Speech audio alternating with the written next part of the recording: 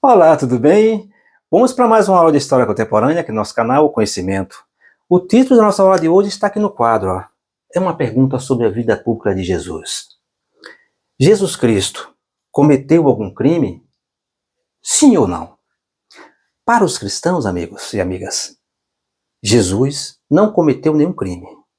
A missão de Jesus era dizer para você, para os seus seguidores, amar a Deus sobre todas as coisas e o próximo como a você mesmo. Isso é um dos primeiros mandamentos de Jesus. Jesus só queria fazer o bem, mas ele lutava contra o poder. Por isso, o poder o condenou à morte de cruz. E por isso, foi atribuído pelo Sinédrio, que era um tribunal lá do Velho Israel, que ficava em Jerusalém, condenou Jesus por 8 crimes. Foram esses crimes que naquela festa macabra de morte de cruz as pessoas pediam: prende Jesus, solta Barrabás, prende Jesus, solta Barrabás. Quem foi esse povo?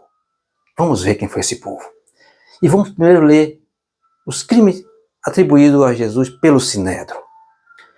Primeiro crime: violar a lei do sábado ao realizar curas. Primeiro crime. Segundo crime: ameaçar e destruir templo judaico. Terceiro crime: praticar feitiçarias e exorcismo por meio de demônios. Quarto crime: se declarar o Messias. Anote isso aí. Quarto crime: se declarar o Messias. Jesus considerava o Messias. O quinto crime: blasfemar. O sexto crime, que aí já é os 3 crimes políticos, sedição. A sedição é um crime de perturbação à ordem pública. De acordo com o Sinédrio, Jesus pegava seu povo e ficava procurando confusão com o Império Romano. E o sétimo, declarar-se rei. O oitavo e o último, incitar o povo a não pagar imposto. Esses foram os crimes atribuídos ao Sinédrio que condenou Jesus à morte de cruz. Agora vamos ver, fazer uma pequena leitura do livro de Marcos,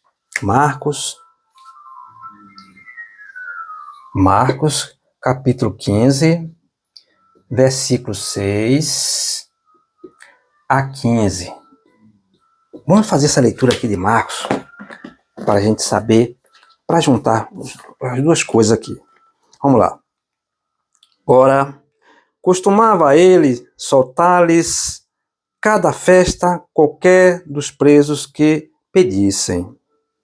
Havia na prisão um chamado Barrabás, que fora preso com seus cúmplices, o qual, na sedição, perpetrara um homicídio. O povo que tinha subido começou a pedir-lhes aquilo que sempre lhes costumavam conceder. Pilatos respondeu-lhes: quereis que vos solte o rei dos judeus? Abre parêntese. Porque sabia que o sumo sacerdote o havia entregue por inveja. Fecha parêntese. Mas os pontífices instigaram o povo para que pedissem de preferência que ele soltasse Barrabás. Pilatos falou-lhes outra vez: e que queres que eu faça daquele a quem chamais o rei dos judeus? Eles tornaram a gritar: crucifica-o. Pilatos respondeu: mas que mal fez ele? Eles clamavam mais ainda: crucifica-o. Querendo Pilatos satisfazer o povo, soltou-lhes Barrabás e entregou Jesus depois de açoitado para que fosse crucificado.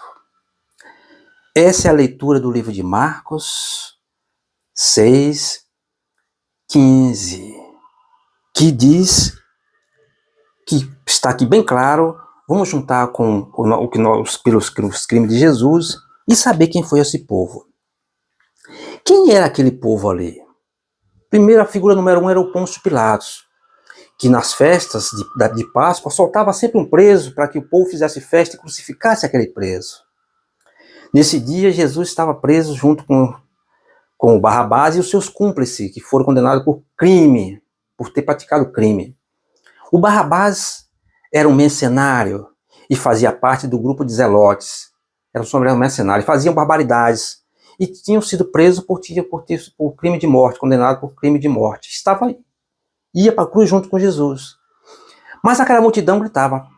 No dia que soltaram os presos, que soltava alguém para poder ser crucificado, o povo pedia para soltar algum e condenar outro. Como Jesus tinha sido preso, acusado por esses crimes, e o crime mais grave era o crime de se declarar-se o Messias, esse era um dos crimes mais odiados pelos judeus, que os judeus eram outro povo que ficava em Israel, fica em Israel. Jesus era do lado da Palestina, Nazaré, daquele lado. É hoje onde fica Israel, é hoje onde está a Palestina, faixa de Gaza. Era dali para lá que Jesus ficava. Era outro território. Israel era outro território onde Jesus está sendo julgado no Sinédrio. O Sinédrio era o tribunal que julgou Jesus por esses todos os crimes. Foram 71 juízes que julgou Jesus à revelia por esses crimes banais. Jesus não cometeu nenhum crime, mas foi julgado principalmente porque ele se considerava o Messias. E os judeus até hoje esperam o Messias. Dentro daquela época, os judeus esperam o Messias. E Jesus se considerava o Messias. E isso era grave para os judeus. Que aí o povo ignorante bateu palma naquela festa de Páscoa, pedindo que soltasse o criminoso Barrabás e prendesse Jesus. Como os senhores viram na leitura, o Pôncio Pilatos, que era o governador da Judéia, do outro lado onde fica Jesus, mas ele estava comandando naquela época, o Pôncio Pilatos era um governador, apesar de estar lá na Ásia Menor, era romano. O Pilatos era romano, era o governador da Judéia, juntamente com o Herodes, que era um outro governador também da Judéia. E os dois comandavam a Judéia e estavam explorando naquela época o povo judeu e também o povo palestino. Era colônia de Roma naquela época, Israel, Palestina, Judéia, Galileia, era colônia de Roma. E o Pôncio Pilatos era um governador estrangeiro que estava fazendo aquele julgamento naquela época. E a pressão estava em cima dele. A pressão vinha de quem? Vinha dos pontífices e vinha do sumo sacerdote. E os pontífices, como o senhor viu aqui agora, ele diz que Jesus entregou, que os pontífices entregou Jesus por ciúme. Olha aqui, está aqui no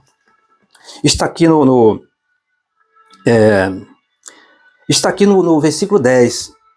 Porque sabia que os sumos sacerdotes haviam entregue por ciúme e não por crime.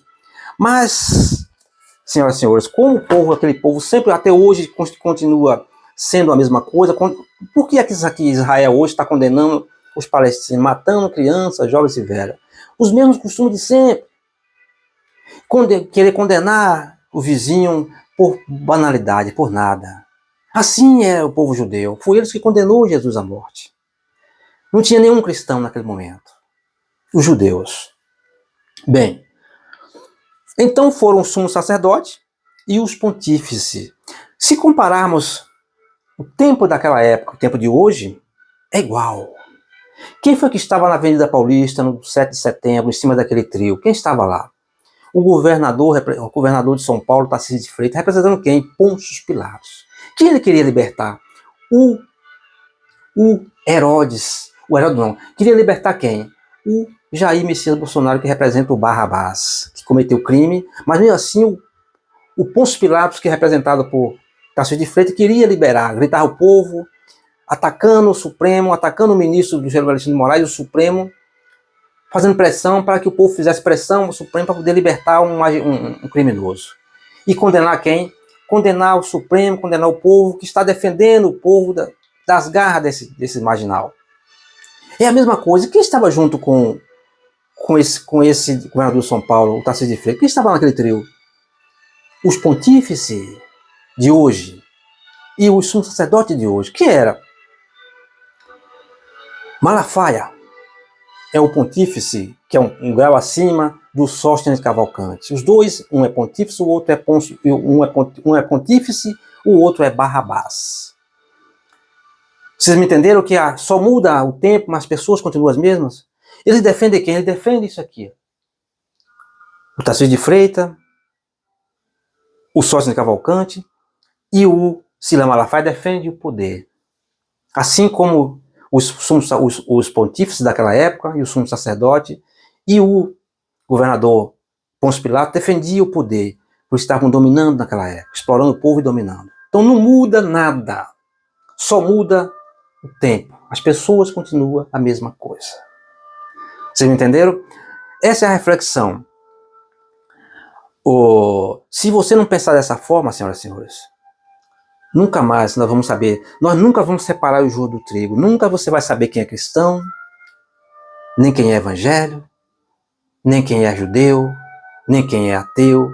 Se você não conseguir cientificamente identificar esses personagens de ontem, de hoje e de amanhã, você nunca vai conseguir se desvencilhar das armadilhas do ser humano. Só através da ciência, através da leitura, interpretação, da hermenêutica e a exegese, que é que nos leva a interpretar as figuras do ser humano. Então, essa é a nossa aula de hoje. Eu vou ficando por aqui. Espero o meu amigo e minha amiga que deixe os seus comentários, ative o sininho para não perder a nossa próxima aula. E eu te espero na nossa próxima aula. Um abraço, tchau, tchau.